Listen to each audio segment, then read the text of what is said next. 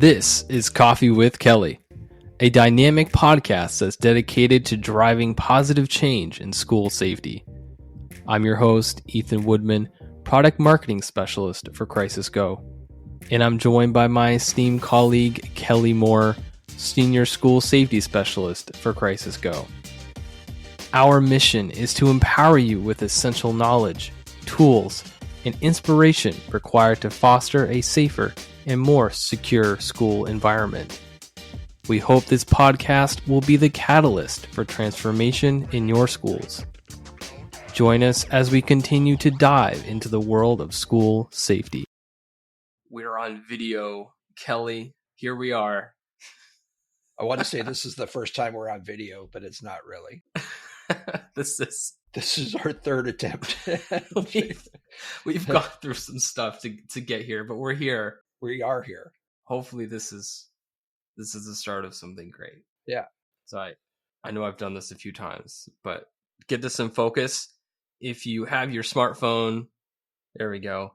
You can actually take out your camera and you can actually scan that QR code, and it's going to bring you to our podcast and blogs site where you can actually subscribe and get our podcast and blogs whenever we upload them. And it would help us out if you reviewed and gave us some stars. Yeah, we need all the stars. We need all the stars. But let us know. Let us know how we're doing, how we can improve. If you want to hear something specific, that'd be fantastic as well. One of the things we found out, I think it was yesterday, is that we're actually being listened to internationally. That's true. Somewhere out there, out in the world. Isn't that fun? I don't remember what the countries were, but... Well, there was the UK, Germany, Russia, Canada, the US, obviously. Yeah. I think there was one more, but I forget what that one was. So how's it feel to be an international superstar? Let me know. I don't know. I'm not. Yeah. But it's crazy how far-reaching this is. And we started a year ago. This is essentially our first anniversary edition, and we started a year ago with this crazy idea, and we've come a long way. We've done lots and lots of things, talked about lots of things that we probably hadn't thought about, a little over a year ago. So it's been fun and crazy, actually. Crazy. It is pretty nuts. Pretty nuts. My son was saying, I am about as illiterate as they come in technology. And my son, who's pretty much a techno nerd, is just like besides himself, saying, who would have ever thought that his dad would be on a podcast?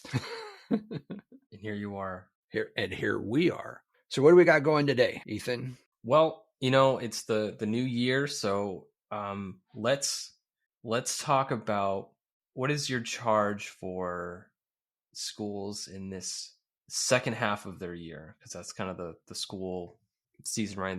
They're in the second half. So what are the goals? What are we looking for here? We should be well into our cycle. Our cadence should be really working very well. Everything should be flowing very smoothly. Obviously, that's not always the case, and we're going to have to adjust. And adjusting and tweaking and fine-tuning our cadence is important. It's an important part of the process. As we get into the next half of the school year, we probably already started a little bit of this, but we really should be focused on, from the administrative and district leadership level, we should be focused on identifying what we currently have, what we need, and how are we going to get it, and really start looking at the budgeting process and how that impacts our ability to improve our safety, fill gaps within our programs, and really look to improving our overall standing in our program. We always look at our obstacles. We talk about this all of the time about what are the major obstacles that we see in school safety. And the top two, almost every time and money. And both of those are what we should be looking at to overcome in the next couple of weeks. And by that is we need to get things put into and accepted and approved into the budget so that when we start the planning and the actual implementation of our program in the school year 24-25, that everything's already set. And those things that need to be purchased can be purchased. Those things that need to be implemented can be implemented. New policies should be trained. People should have the training that they need. Remember, we need to train our returning employees, our new employees, and those who have a different responsibility. But we have to make that known now as to what it is that we're going to expect in the coming year and get all of the scheduling done, get all of the resources behind us so that we can accomplish that. And that's where we got to start working now. And this should actually become part of your cadence. Your annual cadence is when you start looking at the budget process for next year and what we're going to do next year, this should always be a consideration for that. So my next question is, I've asked you what schools need to, continue or start doing. What is the number one thing that you want to see schools stop doing? The number one. Number one. You know what it is. Yeah, I do. And what I want them to do is start getting ahead of the safety curve. Start planning for things that they're saying that are out there that they never knew. They didn't think it was possible. And this goes to what I want them to stop doing. And really what it is I want people to stop saying the unthinkable, the unimaginable. We never thought it would happen here. And the reason I say that is because schools are part of our society. Everything that happens within our society happens within our schools. We are long past this ideology that our schools are these unique, isolated, completely safe zones. And we need to stop thinking that they are. We need to start proactively looking at what is happening and then ask ourselves this question. If this were to happen at our school, how would we respond? Would we be able to respond? Do we have the resources to respond? Do we have the training to respond? And when we start looking at how we even put ourselves into a position to ask that question, all you have to do is look in the news. All of these things are publicly talked about within hours, if not minutes, after they occur. And we just have to look at them. And, we've talked about this a little bit. Our first inclination is to protect our high schools because we think that's where it's going to happen next, right?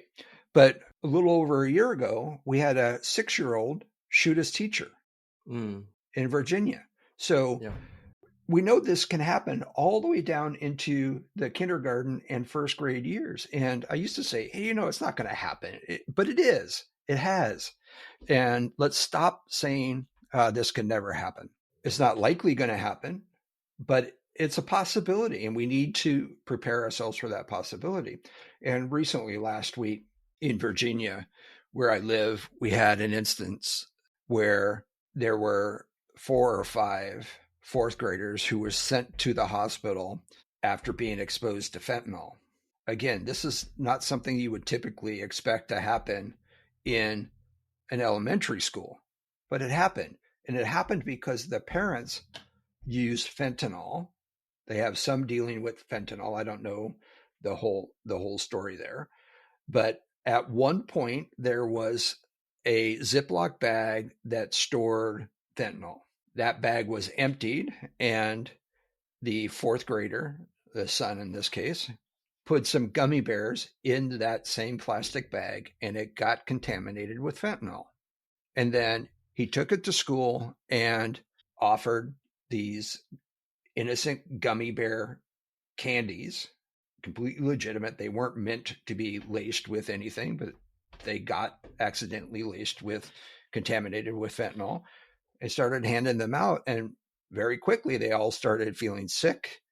They started having bad reactions to the fentanyl, and they all got taken to the hospital, and they traced it back to these little gummy bears. So if you take that and you look and go, oh my God, what if that happened at my school? You can't stop there. That would be horrible if it happened at my school. It would be. Yeah. But do you have the ability to respond? Do you have the Narcan, or the naloxone is the generic name for Narcan? Do you have that available? Do you have enough available to treat several kids? And let's just tweak that scenario a little bit. So you address that initial incident or scenario, and you say, okay, I need to get some Narcan, and I need to get several doses in case we have, let's say, 10 people exposed. So you take that and you twist it just a little bit. What if that becomes malicious, with malicious intent? This was accidental. Sure, mom and dad are in jail, and they're probably going to spend a little time in jail. But what if this was a malicious intent?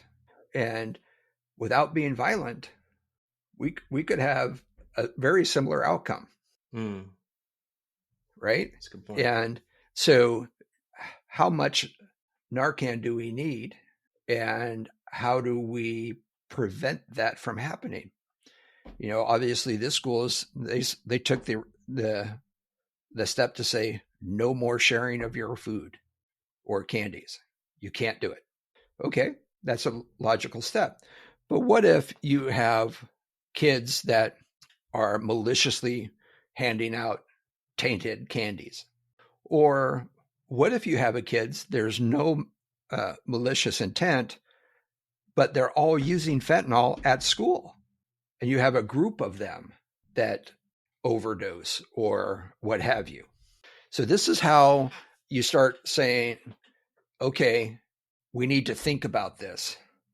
And as opposed to waiting for something to happen and then being on the camera when the news, the national media comes because 10 people overdosed on your campus, and somebody says, the unthinkable happened today. We would have never thought this happened. Why not? You knew about it. You should have known about it. Your job is to keep these kids safe. So your job is to think about this and imagine this. And, that's where I work through these things. And as an emergency planner from my previous career, my job was to think about scenarios and always keep my people informed about these scenarios. Another example of that was the Harvest Festival shooting in Las Vegas, where you had a person shooting into a concert from an elevated sniper position. And that was relatively close to one of these unsanctioned festivals that we've talked about a couple of times. Yep. And after that, I hadn't thought about it previously, but now I do. Now I have to, because I have this street that can have in excess of 25,000 kids compressed and compacted into this very small area. And I have these rows and rows of apartment buildings. They're only, I think that the tallest one's probably 3 stories, but it's still an elevated position. And when you have your entire street lined by these apartment complexes, then that makes it a box canyon. And it makes it so it's very difficult to escape. So now, as the incident commander for that incident, or that operation, I should say, then we have to look at, okay, how would I respond to that? And the answer for us was a quick reaction team that could and was just standing by in case something like that happened. We could send them in to address the issue as quickly as possible, staged it, in a short distance from that possibility. So it's our job as emergency managers, as safety experts, as the protectors of our schools and our citizenry. It's our job to think of these things and imagine these things happening and asking, what if? What if that happened here? Or if this happened, and then take it and tweak it a little bit. This goes back to drilling and tabletop exercises and how we practice our craft, our procedures and stuff. It's easy to take a current, you don't have to make up scenarios. There's enough of them out there that we can really get a very good knowledge basis just by looking at what's already happened and say, okay, what happened if that happened here? And then the next question is, well, what if I changed it from the person coming in the entrance of our school to jumping the back fence? How does that change the event? Saying everything else is identical, but you just tweak that, or you tweak the time of day, or what is happening during a given time frame, lunch, passing period, drop off, pickup, those types of things. And it just irritates me a wee bit when people say, yep, we had the unimaginable happen. Yeah. It's only unimaginable because you didn't think about it. Yeah, it's not unimaginable. Yeah. it's It's there. not It's just, unthinkable. You just didn't think about it. yeah. It's thinkable. It's imaginable. And it's our job to do that, not just say, oh, it's unimaginable. There's nothing we could do about it. Wrong. Let's do something about it. So with this, I'm going to switch gears here a little bit. In this upcoming year, we're going to, add some more value to our podcast. Obviously, with video, hopefully it's adding value, but we're also going to be adding some. I think the plan is to add some more partner like interviews and all Mm-hmm. that. So that would be really good. We have a ton of partners. We have a new partner program that's name Mm-hmm. has yet to be released. So keep an eye out for that. It's going to be near the end of January. So that's pretty exciting. We've got a lot of good stuff going on, Kelly. We're moving right along. Yeah, I think especially as a company, Crisis Go is really going to take a hard look at, and I encourage everyone to do this same process. Where are we at? Yep. And what do we need to do to improve? And I think we're going to take a hard look at that. And I think there's lots of exciting potential out there. I think we're going to start offering in-person training based upon kind of the stuff that I talk about on the podcast. So I think that's coming. I think it's needed. Exactly how that's going to look when it's all said and done is yet to be determined, but we're working through that right now. And I think it's important to really understand the importance of partners and integration and management of all of our systems, and really capitalizing and leveraging the abilities of all of our partners together and what we can do with them and what they can do with us. And so I think as we examine that and as we work through that, I think it's going to be exciting for us. I really do. Oh yeah, it's going to be a good year, Kelly. It's going to be a good year. What do we got coming up at the end of the month in January? We got FETC. We do have FETC. What are we doing there? Oh man, that's where we're introducing our partner program. We've got a few of our partners that are joining us, so we're super excited to be able to meet them in person and hang out with them and showcase what our integrations can do. We're going to have some ability to actually basically demo what our solutions together can do for a school, so people will actually be able to like interact with some screens and all that. So it's going to be it's going to be sweet. It's going to be huge for us. I think this is something that you and Kayla have been working diligently on since May. It's been a few months. It's been a few months, but that's good, because this is a new concept for us, where we are looking at not only as a company integrating and working with our partners, but from the marketing side, from the sales side, from the account management side. Everything that we do is going to be looked at with our partners.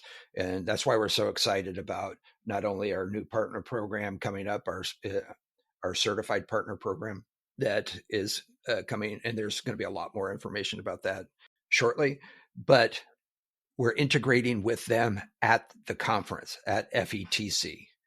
And really being able, we're going to be all right next to each other.